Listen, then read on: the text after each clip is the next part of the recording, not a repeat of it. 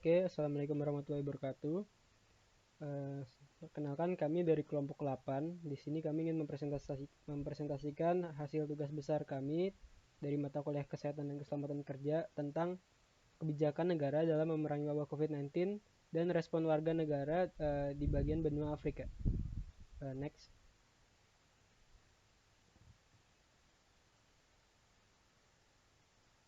Oke, berikutnya ini adalah anggota kelompok kami yang beranggotakan 3 orang. Yang pertama dari Farhan Muzaki Darwin. Berikutnya ada saya sendiri, Raffi Pragiwakagani, dan yang terakhir ada Mutiara Maniza. Next.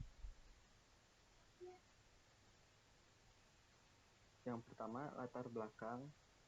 Adanya penyakit baru mirip SARS yang menyebabkan penderitanya mengalami gejala pneumonia beberapa bulan lalu atau COVID-19 menginfeksi hampir setiap tempat di dunia. Lebih dari 120 orang terinfeksi, sekitar 4.300 meninggal. Menurut Peter Becker, dalam laporannya untuk The New York Times, menyebut pemerintah Cina, kasusnya di Provinsi Hubei telah memberlakukan penutupan wilayah lengkap dengan mengaktifkan aplikasi pemantauan warga bernama Alipay Health Code. Kebijakan ini diambil untuk mengidentifikasi orang-orang yang terduga terinfeksi. Satu alasan kuat mengapa COVID-19 dapat menyebar cepat adalah konektivitas dengan Cina. Afrika punya nasib yang berbeda karena nilai perdagangan di 21 negara di benua Afrika terbilang kecil.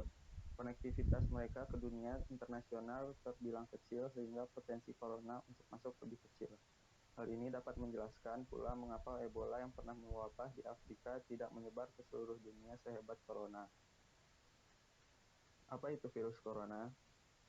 Virus corona adalah jenis virus dari famili Coronaviridae yang bisa menginfeksi sistem pernapasan baik manusia maupun hewan. Kendati demikian, virus ini lebih banyak ditemukan pada hewan. Virus pertama kali teridentifikasi pada periode 1960-an, diberi nama corona oleh karena struktur tubuhnya yang tampak menyerupai mahkota. Munculnya kasus COVID-19 pertama di Afrika Selatan. Penyebaran COVID-19 tidak mengenal batas negara dan sudah mencapai benua Afrika. Per 17 Maret 2020, WHO melaporkan bahwa 29 negara di Afrika sudah berhadapan langsung dengan COVID-19 dengan jumlah kasus tercatat sebanyak 417, jumlah kematian sebanyak 7, dan jumlah pasien yang pulih sebanyak 42.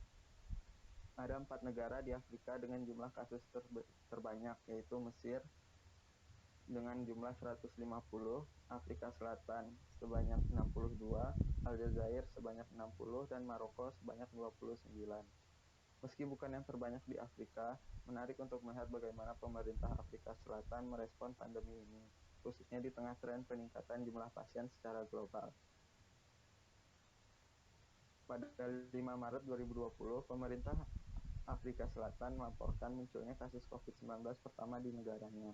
Pasien tersebut merupakan seorang pria berusia 38 tahun yang baru saja berkunjung ke Italia bersama istrinya. Pria tersebut dan istrinya merupakan bagian dari rombongan berjumlah 10 orang yang tiba kembali di Afrika Selatan pada 1 Maret. Selanjutnya akan dilanjutkan oleh Mutia. Baik, pada poin yang selanjutnya itu kendala yang dihadapi negara di benua Afrika dalam mengatasi penyebaran COVID-19. Nah, Afrika Selatan adalah sebuah negara yang memiliki sistem perawatan kesehatan paling maju di Afrika Sub-Sahara. Sejauh ini hanya berhasil menguji sekitar 73.000 dari 57 juta penduduknya. Ini terlalu rendah untuk jenis tantangan yang dihadapi Afrika Selatan. Kata Menteri Kesehatan Zweli Mkhize yang berharap meningkatkan hingga 30.000 tes per hari. Sementara di Nigeria, orang ekonomi terbesar di Afrika dengan jumlah penduduk sekitar 190 juta orang. Hingga saat ini hanya melakukan 5.000 uji virus corona. Di Afrika, jumlah tempat tidur untuk perawatan intensif tak sampai 5 unit per 1 juta orang. jauh dibandingkan Eropa yang memiliki 4.000 unit per 1 juta rumah sakit hanya memiliki 2.000 ventilator medis di antara mereka untuk melayani seluruh wilayah di benua itu. Masih tidak ada yang berani membuat prediksi tentang proporsi yang bisa dicapai oleh coronavirus baru di Afrika. Selanjutnya,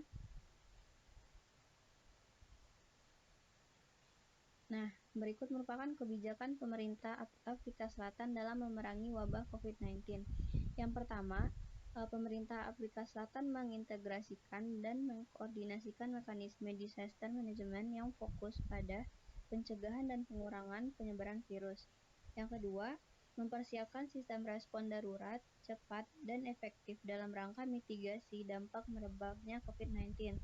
Yang ketiga, membatasi kontak antara individu melalui travel ban bagi WNA dari high-risk countries seperti Italia, Iran, Korea Selatan, Spanyol, Jerman, Amerika Serikat, Inggris, dan Cina, terhitung sejak 18 Maret 2020.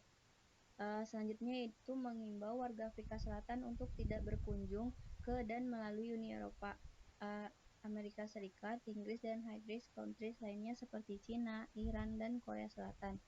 Selanjutnya itu mewajibkan warga negara Afrika Selatan yang kembali dari high risk country untuk mengikuti isolasi diri setibanya di Afrika Selatan. Selanjutnya adalah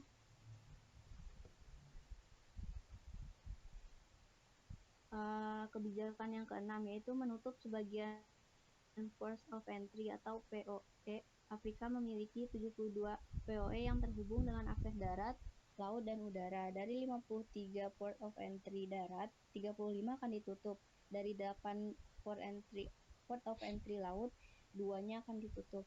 Nah, selanjutnya ada kebijakan yang ketujuh, yaitu melarang perjalanan non-esensial baik keluar maupun di dalam negeri. Selanjutnya ada melarang berkumpulnya lebih dari 100 orang, termasuk dengan membatalkan pelayanan nasional dan event-event pemerintah. Yang ke-9 yaitu menutup sekolah dan memotong libur tengah tahun selama seminggu sehingga kompensasi. Selain sekolah, pemerintah Afrika Selatan juga berupaya meningkatkan hygienic control di sekolah tinggi, universitas, dan fasilitas publik lainnya.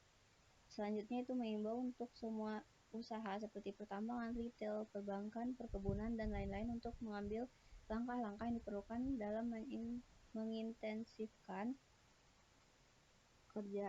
Selanjutnya yaitu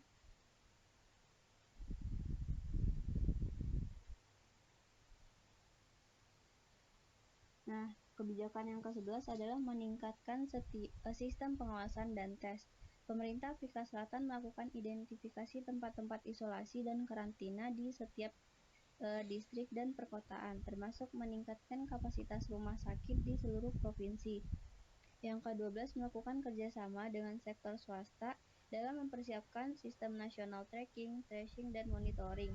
Pemerintah Afrika Selatan juga melakukan kampanye atau komunikasi massa mengenai perilaku higienis yang baik dan upaya pencegahan yang efektif. Selanjutnya itu membentuk National Common Council yang diketuai langsung oleh Presiden Afrika Selatan dan beranggotakan diantaranya anggota interkementerian yang akan bertemu 3 kali seminggu untuk mengkoordinasi semua aspek terkait extraordinary emergency response. Selanjutnya itu mengerahkan lebih dari 73.000 tentara tambahan untuk membantu penerapan lockdown nasional demi membatasi penyebaran virus COVID-19 ini. Selanjutnya itu keputusan untuk mengerahkan 73.180 tentara tambahan dari Angkatan Bersenjata Nasional Afrika Selatan hingga 26 Juni mendatang. Selanjutnya,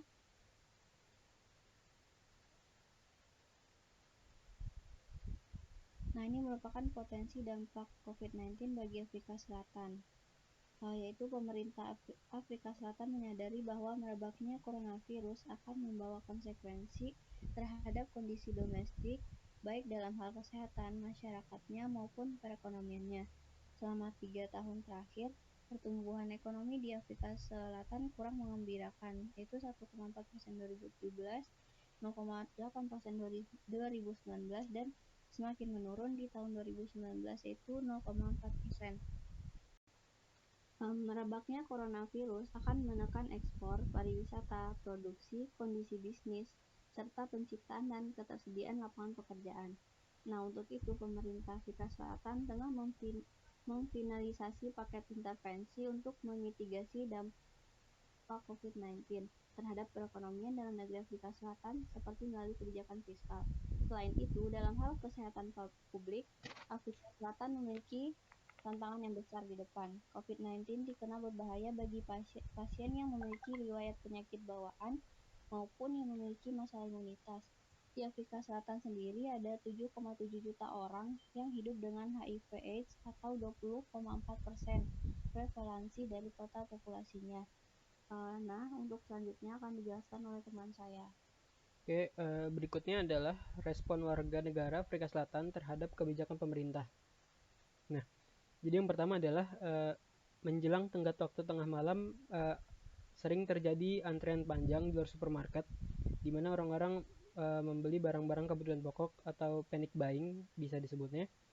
Kemudian ada ribuan orang memadati stasiun bus yang bertujuan untuk melarikan diri dari ibu kota dan tinggal bersama keluarga di daerah pedesaan, menimbulkan kekhawatiran bahwa mereka dapat membawa virus ke kerabat yang lebih tua yang pensiun di pertanian dan desa. Yang ketiga, terhitung hingga hari ini atau tanggal 5 Mei, sudah ada lebih dari 400.000 warga Afrika Selatan yang menandatangani petisi untuk menentang sikap Dlamini, yaitu Perdana Menteri di Afrika Selatan, sebagai bentuk protes kecaman munculnya karena Chile dinilai membuat kebijakan represif terhadap warga yang kedapatan berjalan kaki dan bersepeda pada 1 Mei 2020, atau adanya tindakan terhadap warga yang melanggar aturan PSBB atau lockdown di Afrika Selatan. Next. Nah, berikutnya adalah dampak setelah diterapkan kebijakan pemerintah di Afrika Selatan. Jadi yang pertama ada sebuah pengusaha atau perusahaan dari Afrika Selatan yang menciptakan aplikasi informasi terkait virus corona, yaitu Prickle.org, yaitu menciptakan aplikasi untuk membantu penduduk meningkatkan kesehatan mereka dengan cara memberikan informasi penting bagi perempuan hamil dan bisa menghubungkan mereka langsung dengan petugas layanan kesehatan. Lalu yang kedua ada terdapat sejumlah alat uji virus sehingga membantu kesulitan yang dihadapi oleh garda terdepan melawan coronavirus. Jadi beberapa negara telah menerapkan penguncian. Di beberapa negara, sekolah telah diubah menjadi fasilitas kesehatan di mana orang dapat dikarantina dan bahkan ditawarkan perawatan. Dan yang ketiga ada pemerintah mengizinkan beberapa industri untuk dibuka kembali setelah lockdown. Jadi di sini perusahaan-perusahaan yang tadinya tutup sudah diizinkan untuk dibuka kembali, namun berdasarkan pengawasan yang ketat dari pemerintah. Next. Oke, jadi untuk kesimpulannya adalah, jadi hingga 16 Maret, pandemi coronavirus yang dikabarkan telah menyebar di 158 negara secara global, jumlah individu yang positif terinfeksi mencapai lebih dari 173.000 orang. Dan jumlah kematiannya pun mencapai lebih dari 6.600 orang dan jumlah pasien yang pulih lebih dari 77.000 orang. Penyebaran COVID ini tidak mengenal batas negara dan sudah mencapai benua Afrika. WHO melaporkan bahwa 29 negara di Afrika sudah berhadapan langsung dengan COVID-19 dengan jumlah kasus tercatat sebanyak 417 dan jumlah kematian sebanyak 7. Nah, setiap kebijakan yang diberlakukan di setiap negara memiliki kelebihan dan kekurangan masing-masing. Tinggal masyarakatnya yang menjalani kebijakan tersebut untuk menunjang keberhasilan dalam melawan virus corona ini. Meskipun di Afrika sendiri nilai perdagangan di 21 negara itu terbilang kecil, sehingga konektivitas mereka ke dunia internasional terbilang kecil, sehingga potensi corona untuk masuk atau tersebar secara cepat itu lebih kecil. Oke, next.